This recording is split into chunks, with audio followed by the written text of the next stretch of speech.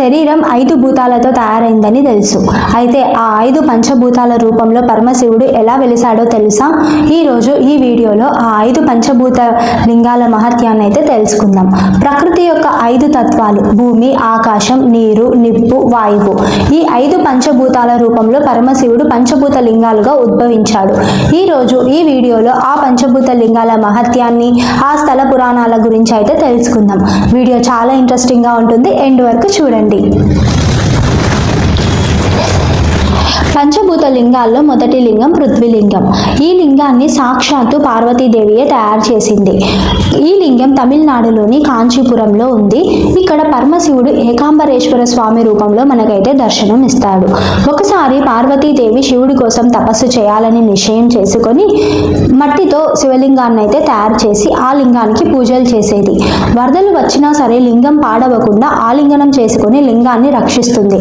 ఆమె భక్తికి మెచ్చిన పరమశివుడు ఇక్కడ పృథ్వీలింగంగా వెలిశాడు. ఇక రెండవ లింగం జలలింగం. ఈ లింగం ఆంధ్రప్రదేశ్లోని శ్రీకాళహస్తిలో వెలసింది. సాలీడు, పాము, ఏనుగు ఈ మూడింటి యొక్క భక్తికి మెచ్చి పరమశివుడు ఇక్కడైతే ప్రత్యక్షం అవుతాడు.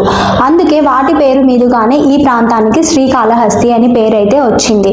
సాలీడు ప్రతిరోజు తన సాలెగూడుతో శివుడికి అడ్డుతెర వేసేది. దాని ద్వారా దుమ్ము, ధూళి, ఎండ శివుడికి తగలవని దాని యొక్క భక్తి.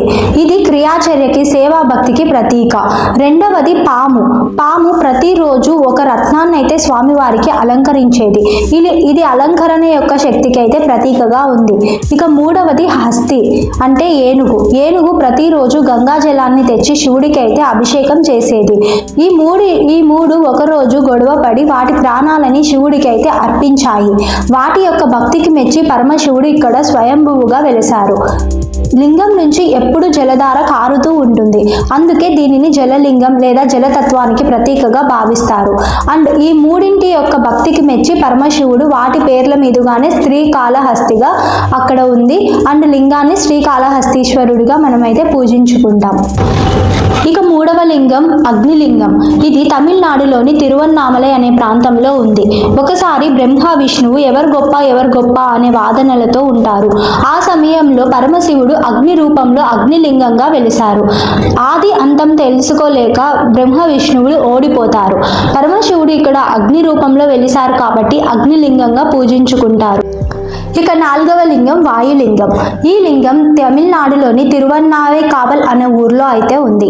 ఇక్కడ జంబు మహర్షి పరమశివుడి కోసం ఘోరంగా తపస్సునైతే చేస్తారు. ఆయన తపస్సుకు మెచ్చిన పరమశివుడు ప్రత్యక్షమై ఇక్కడ స్వయంభువుగా వెలిశాడు వాయులింగ రూపంలో అని చెప్తూ ఉంటారు. అందుకోసమే ఈ ప్రాంతానికి జంబుకేశ్వరం అన్న మరొక పేరు కూడా ఉంది.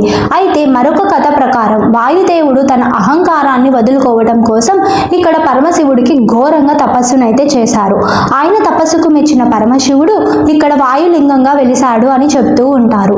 దీనికి ప్రతీకగా గర్భగుడిలో ఎప్పుడూ దీపం గాలికి రెపరెపలాడుతూ ఉంటుందట.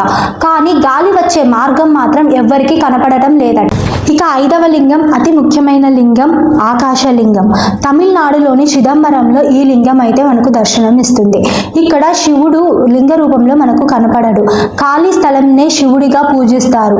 ఆకాశ తత్వానికి ఇక్కడ శివుడు ప్రతీకగా నిలుస్తాడు. నటరాజస్వామి తాండవమే ఇక్కడ శివుడు. ఇక్కడ శూన్యం ఈక్వల్ టు శివుడు, శూన్యం ఈక్వల్ టు అనంత శక్తి. అంటే శివుడు గర్భగుడిలోనో కాదు, ఆకాశంలోనో కాదు, మనలోనే ఉన్నాడు అని చెప్పడానికి ఇక్కడ శూన్యాన్ని శివుడిగా పూజిస్తారు. గర్భగుడిలోని తెరని తీసామంటే అక్కడ ఖాళీ స్థలము, ఇంకా కొన్ని బంగారు ఆకులు మాత్రమే మనకు కనపడతాయి. దీని అర్థం శివుడు ప్రతి మనిషిలోనూ ఉన్నాడు అని. ఇవే పంచభూత లింగాలు, ప్రకృతి మరియు పరమేశ్వరుడి అద్భుతమైన సమన్వయం. వీడియో నచ్చితే లైక్ చేయండి, షేర్ చేయండి, కామెంట్ చేయండి. Her her Mahadev.